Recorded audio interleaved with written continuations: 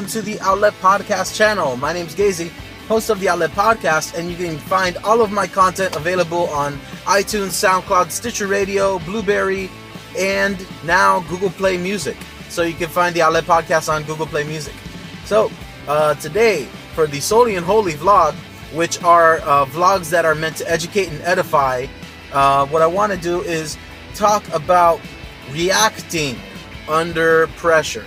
So, get your digital Bibles out, or your Bible. It's not bad. Story of in Exodus chapter 17. All the I want to read it. Okay, all right. And there was no water for the people to drink. Wherefore the people did chide with Moses and said, Give us water that we may drink. And Moses said unto them, Why chide ye with me? Wherefore do ye tempt the Lord? And the people thirsted there for water. And the people murmured against Moses, and said, Wherefore is this that thou hast brought us out of Egypt, to kill us, and our children, and our cattle with thirst? And Moses cried out to the Lord, while Gazy is driving and taking a sharp corner with his trailer. This is the GEV, Gazy International Version, or Gazy GIV, the Give. They be almost ready to stone me, is what Moses said. And the Lord said unto Moses, Go on before the people, and take with thee the elders of Israel, and thy rod. Wherefore thou smotest the river, and take in thy hand, and go. Behold, I will stand before thee there upon the rock in Horeb, and thou shalt smite the rock. Smite the rock. And there shall come out water, that the people may drink. And Moses did it in the sight of the elders.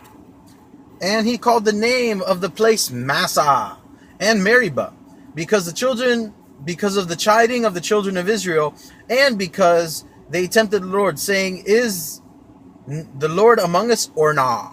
So, what we have here is Moses dealing with a high pressure situation.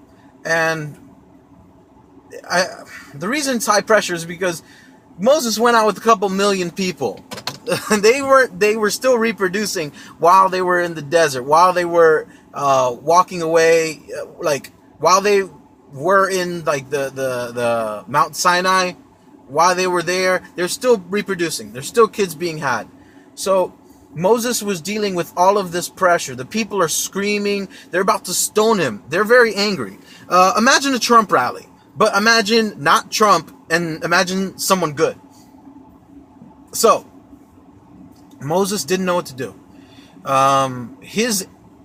We don't see his reaction in a bad way. I mean, he is crying out to the Lord, and he's saying, God, they're about to kill me. What's going on? Can you help me out? And God tells him, go with some elders, go to this rock, the same staff that you have, boom, hit a rock, and boom, water will come out. So that's what happened, and the people got their water, and everyone was happy, and everyone was drinking. But this stayed with Moses. This reaction, you know how people in life, they react to you in a certain way, and although they might have apologized, if they did at all, their reaction, their attitude still sticks with you. This is a real thing, guys. Yeah, you don't get over that. You forgive. Many people forgive, and it's hard to forget. You never forget. That's the thing that people say, oh, forgive and forget. No. It's easy to forget. Jesus doesn't ask you to forget. Never in the Bible God asks you to forget like that.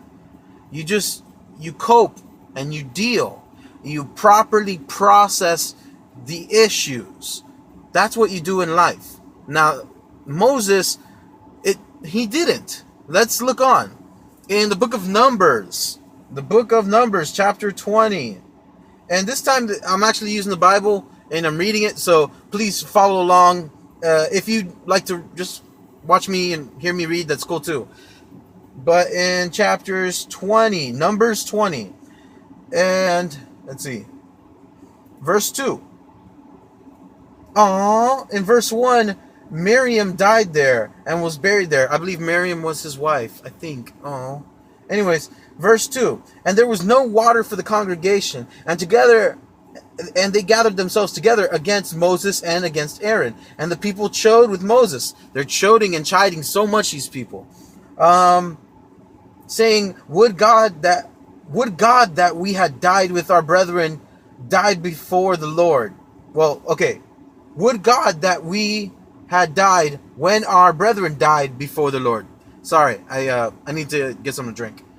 And why have ye brought up the congregation of the Lord into this wilderness, and that we and our cattle should die here? So it's not even about the kids anymore. Like, even before they were saying our kids, but now their complaints are weirder. They're like, we wish we had died. Before, they were in fear of dying because they didn't have anything to drink. Now they're like, we wish we had died. These people are strange. I'm noticing a lot of dirt on my shoulder, and it's because I was doing some work earlier today. So I got to get that dirt off my shoulder. Okay.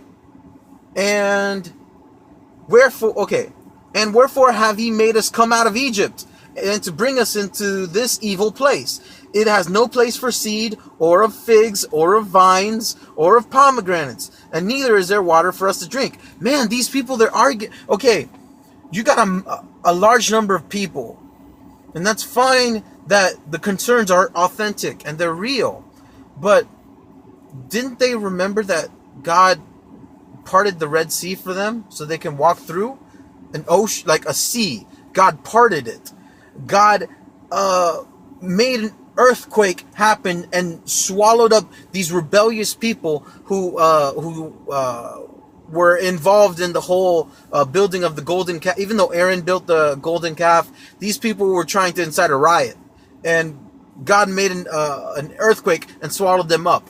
God was providing miracles. He provided manna from heaven. God provided quails, so they can eat meat. God also, the miracles when they were in Egypt, that everything hit Egypt, but nothing hit where they were living, because the Jewish people didn't live in Egypt. They were living in somewhere. They were living in a slave town in another part of the land, and they would trek all the way to Egypt to perform the work, and then trek all the way back. So here they're complaining more and more.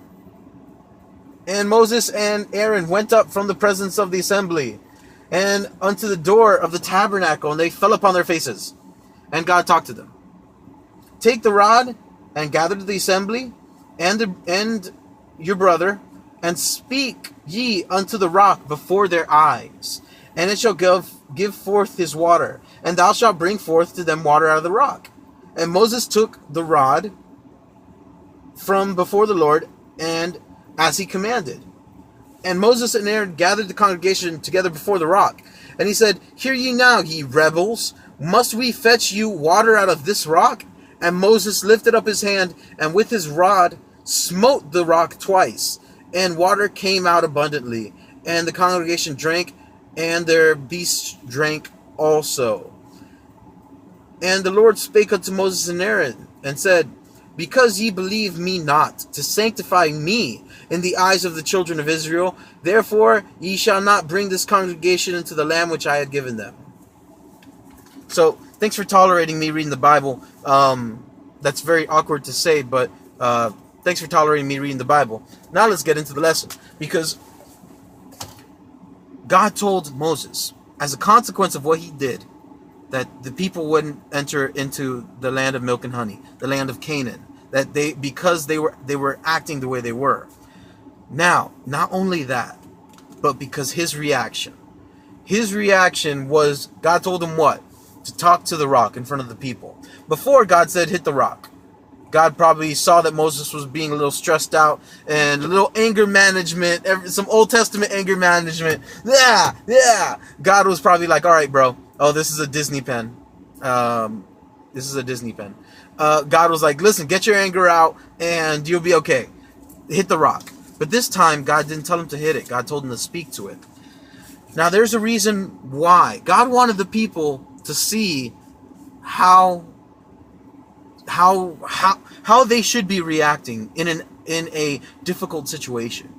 Just talk to the rock. Just talk to the rock. Talk to your God. Talk to God. He is there. He is willing. He is able to perform miracles. all he needs us to do is go to him with our problems and talk. See, not vent out your anger. No, God doesn't want you to do that. Like, God is there to listen to you. God loves you. He wants to hear your problems. He knows all your problems. He knows your cares, and he knows all that stuff. But he wants to be more than that. It's not about just talking to God about your problems. God solves problems. He's the answer man. He's not involved. It's like, okay, why you're just going with the question, and you're not getting the answer. You don't want the answer. God's like, I have the answer. Talk to me. There's some people in life, you probably have some, I've had some, where people just vent on you, and they vent. It's like, listen, stop venting. I'm trying to give you sometimes you try to give an answer to the problems that they have, and they just want to vent, and that's all they want to do. Sometimes that's fair. God did it with Moses. God let Moses hit the rock a couple times, and boom, water came out. This time, God wanted Moses to be a leader and to show that this is how you deal with your problems. You talk to the rock, because God will perform a miracle. And Moses didn't do that. Because of Moses and because of the people, they weren't able to enter in the land of milk and honey. So, what the conclusion and what I want you to walk away from this video. Thanks for watching so far. Here's the conclusion. How do you react to your problems? Take a moment and think about how you react to your problems. Do you ever find resolution with the reactions that you have? If you don't find that there's resolutions, if you don't find there's the conclusions that you want, if you don't find there's answers to the questions, then check out your motivations. Check your emotions. Before you ever get into like a situation where you lose your composure and you lose your reputation and you lose your testimony, take a moment. Lean back. Don't hit the rock. That's not for every situation. Sometimes you can hit the rock. Other times you shouldn't. Take a moment, breathe, talk to God. Pray. Ask him for his divine wisdom. Ask him for his assistance. Ask him for what he thinks you should do. And then do what he says. Because one thing, God speaks to you. Another thing, you do what he said. Moses didn't do what he said. Moses let that glorious moment where he was calling out to God and God spoke to him, Moses let that go. And he lost his composure. And he was never able to enter the land of milk and honey. So, that's what I got, everybody. I hope you guys have a great day. Follow me on my forms of media on Facebook.com/Outlet Podcast, on Twitter @Outlet Podcast, and everything else will be in the description below. Don't lose your cool. Moses, his name means drawn out of the water, and here he drowned. Very cheesy. I'm sorry, but hope you guys had a good day. Let me know in the comments below. What do you think about the story? And did you read this passage? Comment. Thanks, guys. Connect and recharge.